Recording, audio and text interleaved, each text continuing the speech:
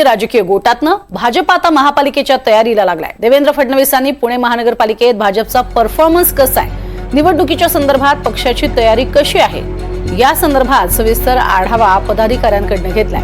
या बैठकीमध्ये देवेंद्र फडणवीसांनी पुण्याचा पुढचा महापौर हा भाजपचाच होणार असा विश्वास व्यक्त केलाय।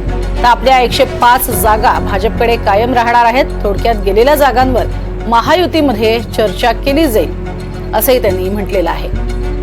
अधिक माहिती घेऊयात रेवती हिंगवे हिच्याकडनं। रेवती, काय म्हटलेले नेमकं मुख्यमंत्र्यांनी आणि पुण्यासंदर्भात काय त्यांचा प्लॅन आहे? नक्कीच प्रज्ञा, आपण जसं बघतोय, जसं स्थानिक स्वराज्य संस्थांचं निवडणुकांचं बिगुल वाजलेलं आहे तेव्हापासून भाजप हा जो पक्ष आहे तो तयारीला लागलेला पाहायला मिळतोय। आणि त्यासोबतच अनेकांना जसे प्रश्न आहेत की भाजप महायुती म्हणून लढेल की स्वबळाचा नारा देईल, त्याच पार्श्वभूमीवरती जेव्हा काल मुख्यमंत्री देवेंद्र फडणवीस पुण्यात होते तेव्हा त्यांनी पदाधिकाऱ्यांची बैठक घेतली आणि त्यावेळेस त्यांना 105 नगरसेवकांचं टार्गेट दिलं। खरं तर पुणे महानगरपालिकेमध्ये एकूण 166 जागा आहेत, त्यापैकी 105चं टार्गेट हे भाजपने दिलेलं आहे। त्यासोबतच त्यांनी या सगळ्याचा आढावा घेतला की देवेंद्र फडणवीसांनी विचारण्यात आलं देवेंद्र फडणवीसांकडनं की नक्की पुणे महानगरपालिकेमध्ये कसा परफॉर्मन्स आहे, या संदर्भाची आढावा बैठक देखील या दरम्यान घेण्यात आली होती। त्यासोबतच जर आपण 2017 सालीच्या निवडणुका बघितल्या प्रज्ञा, तर तिकडे एकूण भाजपचे 100 नगरसेवक निवडून आलेले होते।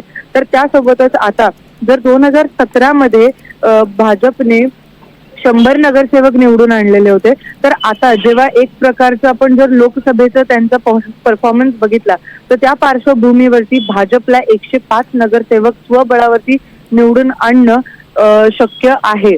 तर मग आता हे पाहणं महत्वाचं असणार आहे प्रज्ञा की नक्की जेव्हा अनेक जे नेते आहेत, भाजपचे मुख्य नेते जे आहेत, ते जरी महायुतीतूनच स्थानिक स्वराज्य संस्था निवडणुका लढवतील असा त्यांनी भूमिका घेतलेली आहे, पण जर आपण त्यांचे ऍक्शन प्लॅन बघितले तर कुठे ना कुठेतरी थोडंसं ते स्वबळाच्या नारावरती आपल्याला पाहायला मिळतंय। तर आता एकंदरीतच नक्की भाजप महायुती म्हणून लढेल की स्वबळाचा नारा देईल हे पाहणं महत्वाचं असणार आहे। नक्कीच, तुर्तास धन्यवाद या संपूर्ण माहितीसाठी। तर आता सध्या येत्या काळामध्ये काय करणार आहे भाजप हे पाहणं महत्त्वाचं ठरणार आहे। यापूर्वी सुद्धा केलेलं वक्तव्य हे अतिशय सूचक होतं, जिथे जिथे शक्य तिथे युती, अन्यथा आम्ही स्वतंत्र लढू असंही त्यांनी म्हटलेलं होतंच।